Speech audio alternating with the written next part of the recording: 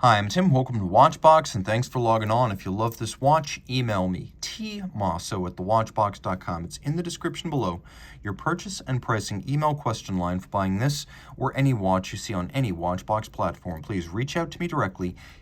Email tmosso@thewatchbox.com for purchase and pricing details. Today, we are discussing a watch that represents the best of Rolex mechanical and electronic engineering combined.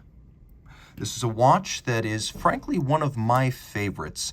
Launched in 1977 and discontinued around the new millennium, the Datejust Oysterquartz is not just another luxury quartz timepiece. Here in two-tone steel and yellow gold, it represents a fascinating fusion of everything that I love about watchmaking, innovation and tradition. We'll talk about that in a moment. So the watch is 36 millimeters in diameter in a full integrated bracelet, integrated lug form. Now it's relatively thin at 12.6 millimeters and very short from lug tip to lug tip. It's 42.4 millimeters, and the watch wears even a little bit smaller than its rated size. It's an easy one to wear because the bracelet pulls straight down around the wrist. Now on my 16 centimeter circumference wrist, you can see it looks good, and I would recommend it for a wrist as small as 13 centimeters in circumference.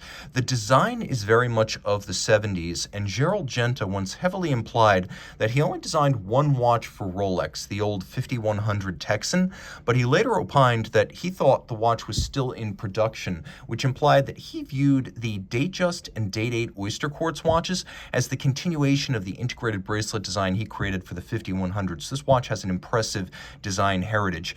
You can also see that the bracelet splays out a little bit on each side of my wrist, so you have plenty of clearance here for small wrists, and it'll easily fit underneath a cuff. The bracelet is truly integrated in it, and as you can see, the finish is also integral as the polish of the bevel continues down the edge of the links.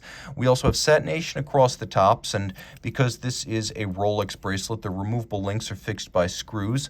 On the underside, you can see that we actually have the reference number and the serial number because this is an integral bracelet. All of that is on the underside instead of being in the space between the lugs, as you'll find on Rolex watches of conventional construction of this vintage. You can see right there, we have the reference of the bracelet, we have the reference of the watch, and then we have serial numbers on the underside. Taking a quick look at the buckle, it's the only part of the watch that doesn't feel modern.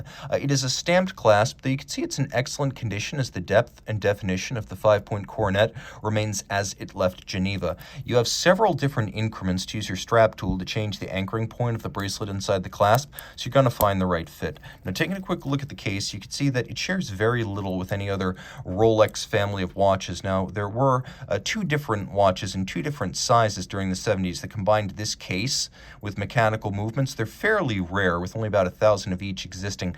They were basically a trial run for the construction of this case design. Otherwise, this model has a unique case and bracelet combination, something that's fairly rare in the annals of mass-produced Rolex.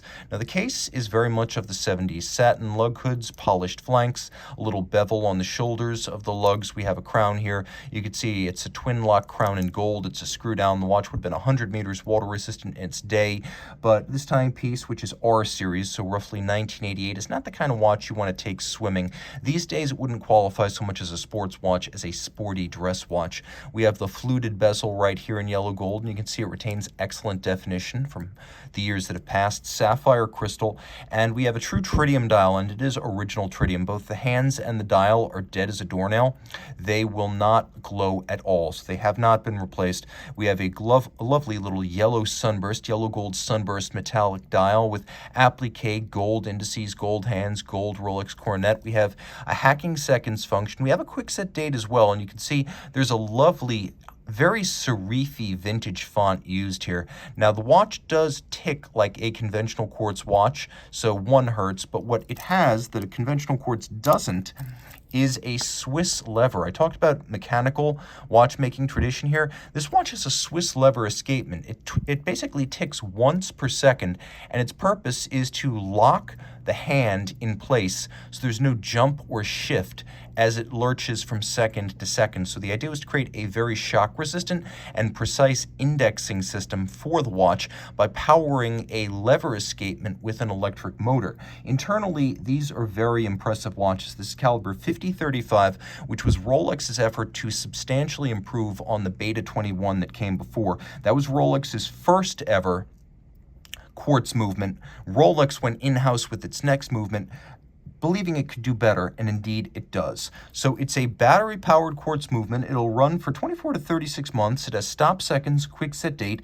It is thermocompensated, which means unlike most quartz calibers, which will drift considerably in hot or cold weather, this one will actually keep excellent, accurate time even in fluctuating temperatures because it has a second quartz circuit that is used to index the timing and keep it on track. It also has a quartz trimmer, which is a mechanical adjuster that your watchmaker can use to adjust for natural quartz crystal drift that occurs over decades. This movement was designed to be serviceable and to last not just the lifetime of the owner, but the lifetime of the watch, which is considerably more than the lifetime of the owner. It is an 11-jewel movement with a lot of traditional watchmaking, and it is a very accurate watch, accurate to about 5 seconds a month. Remember, a standard quartz movement is going to be accurate to about 15 seconds a month, so this is 3 times more accurate than that. And it is a quartz chronometer, something that is extremely rare. In the scope of all Swiss watch production, mechanical chronometers are fairly rare, but quartz chronometers are scarcer still. So this is a fascinating movement that incorporates a lot of very familiar watchmaking technology and also a lot of quartz refinement that even high-grade quartz Swiss watches will not encompass. Reach out to Team Mosso at thewatchbox.com for purchase and pricing details.